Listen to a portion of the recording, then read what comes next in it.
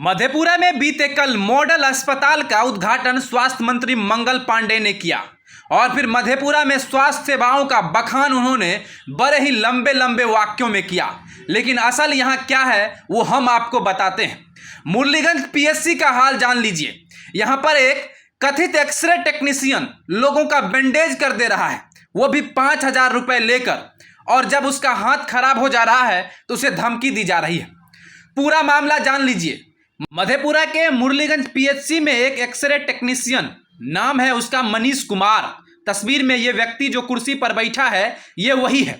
मनीष कुमार मुरलीगंज के पीएचसी में अपने पैरवी के बल पर काम करता है, लोगों का एक्सरे करता है और बैंडेज भी कर देता है। एक मामला सामने आया है जहां उन्होंने 5,000 रुपये लेकर एक बच्चा का एक्सरे और बैंडेज किया, लेकिन सही तरीके से बैंडेज नहीं हुआ, जिस कारण बच्चे का हाथ अब टेढ़ा ही रह गया है। बच्चे का समुचित इलाज नहीं हुआ, अपाहिज सा प्रतीत होता है। इस संबंध में पीड़ित की मां बुलबुल देवी ने बताया कि करीब 5-6 महीने पूर्व जब वह अस्पताल में बच्चे का एक्सरे करवाने आई तो वहां पर तैनात मनीष कुमार ने कहा कि वो ही बैंडेज ही भी कर देता है।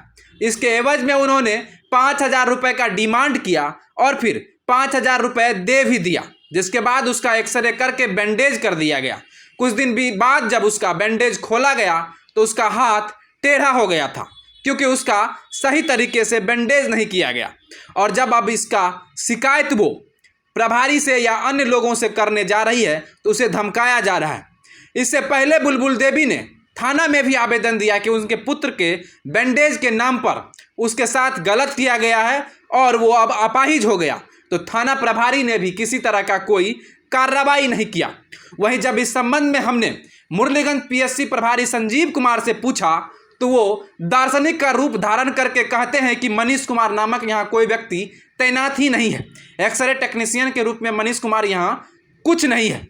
अब बड़ा सवाल है, जब मनीष कुमार यहाँ कोई नहीं है तो फिर एक्सरे कक्ष में वो कैसे कुर्सी लगाकर बैठ जा रहा है।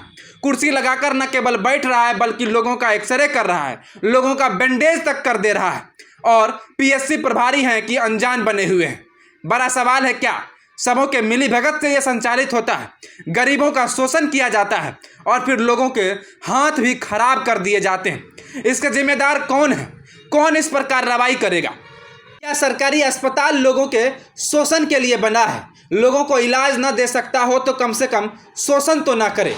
आज बुलबुल देवी अपने बेटे को लेकर दर दर की ठोकरें खा रही है। अब देखना दिलचस्प होगा कि इस खबर के बाद दोषी पर क्या कार्रवाई होती है और अनजान बने पीएचसी प्रभारी का मिलीभगत भी सामने आता है या फिर पीएचसी प्रभारी इस पर कार्रवाई करते हैं।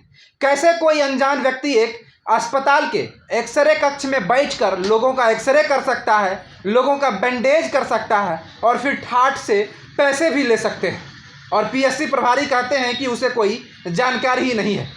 निश्चित ही इसमें दाल काला नजर आ रहा है और वरीय अधिकारी को इस पर एक्शन लेने की आवश्यकता है और फिर बुलबुल देवी और पीड़ित बच्चा को न्याय दिलाने की आवश्यकता है।